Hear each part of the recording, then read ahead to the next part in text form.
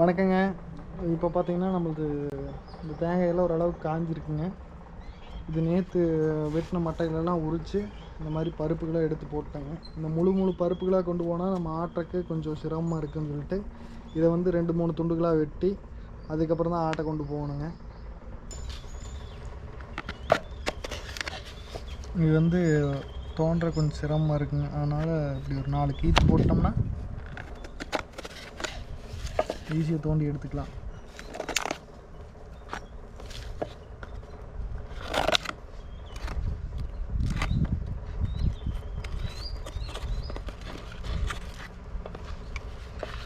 இந்த மாதிரி சின்ன சின்ன துண்டுகளாக வெட்டினா மட்டும்தான் நம்ம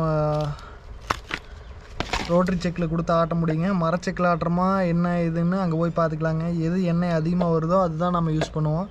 எண்ணெய் கம்மியாக வர்றதை நம்ம எதுவுமே ப்ரிஃபர் பண்ண மாட்டோம். மரச்செக்கில் பார்த்திங்கன்னா எண்ணெய் வந்து நம்மளுக்கு வந்து கம்மியாக தான் கிடைக்கும். அதனால் நம்ம வந்து இரும்பு செக்கில் தான் ஆட்டுவோம். இரும்பு செக்கில் ஆட்டினா எண்ணெய் வந்து டெம்பரேச்சர் அதிகமாகும், அதோட தன்மை இழந்துருன்னு சொல்கிறாங்க. அதை பற்றி எனக்கு எந்த கருத்தும் இல்லைங்க. இப்போதைக்கு நம்ம இரும்பு செக்கில் ஆட்டினா எவ்வளோ எண்ணெய் வரும், மரச்செக்கில் ஆட்டினா எவ்வளோ எண்ணெய் வரும்னு நான் செக்குக்கு போயிட்டு பார்த்துட்டு உங்களுக்கு சொல்கிறேங்க.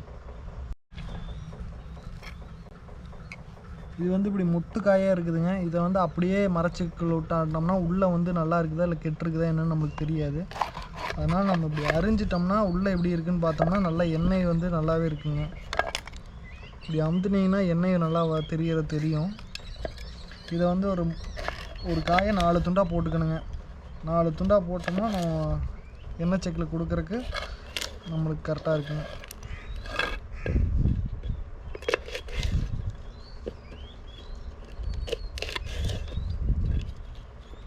பருப்பு நல்லா காஞ்சிருச்சுங்க. ஒரு காட்டில் போட்டாச்சு.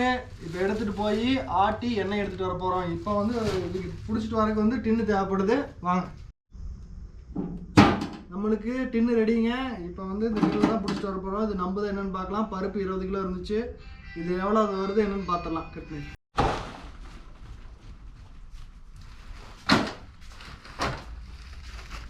நான் புல்லட்டில் வச்சு கட்டியாச்சு. அந்த டின்னு எடுத்துகிட்டு கிளம்பலாம்.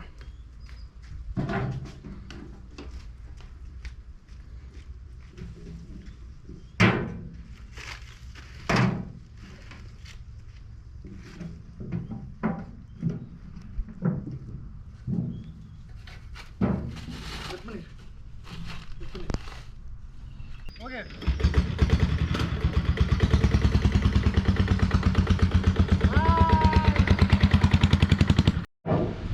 பார்த்தீங்கன்னா இங்கே தான் ஆட்டுறாங்க. இங்கே பார்த்தீங்கன்னா எள்ளு, கடலை புண்ணாக்கு, தேங்காய் புண்ணாக்கு எல்லாமே ஆட்டி கொடுப்பாங்க. இங்கே ஹோல்சேலாக விற்றுட்டும் இருக்காங்க.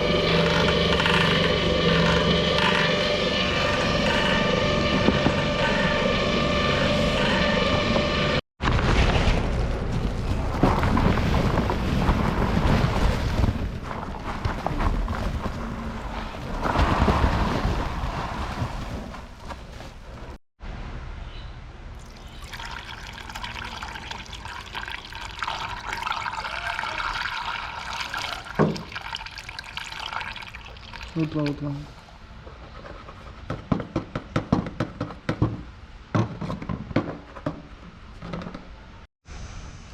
இதான் அண்ணனோட விசிட்டிங் கார்டுங்க, பார்த்துக்குங்க. ஸ்ரீ சக்தி ஆயில் மில்லு. காண்டாக்ட் நம்பரு உங்களுக்கு அதில் இருக்கும், பார்த்துக்குங்க. போர்டு கீடு எதுவுமே கிடையாது உள்ளே வச்சுருக்கிற. அப்படி இது வந்து பார்த்திங்கன்னா காடபாளையம் அந்த எலிமெண்ட்ரி ஸ்கூல் தாண்டி ஊத்துக்குழி போகிற வழியில் இருக்குதுங்க. நம்ம டின்னு இதெல்லாம் எடுத்து கட்டியாச்சு. இன்னைக்கு கிளம்ப போகிறோம். புண்ணாக்கு பார்த்திங்கன்னா இவ்வளோ வந்திருக்கு. ஆயில் பார்த்திங்கன்னா இதில் முக்கால்வாசி வந்துடுச்சு. கிட்டத்தட்ட ஒரு 12 லிட்டருக்கு மேலே இருக்கும். எல்லாம் கரெக்டாக சேஃபாக கட்டியாச்சு. ஒரு துளி கூட சிந்தாமல் ஓடு வந்து சேர்த்தியாச்சு. இந்த வீடியோ பிடிச்சிருந்தால் லைக் பண்ணுங்கள், கமெண்ட் பண்ணுங்கள், மறக்காமல் ஷேர் பண்ணுங்கள். Tata, bye by.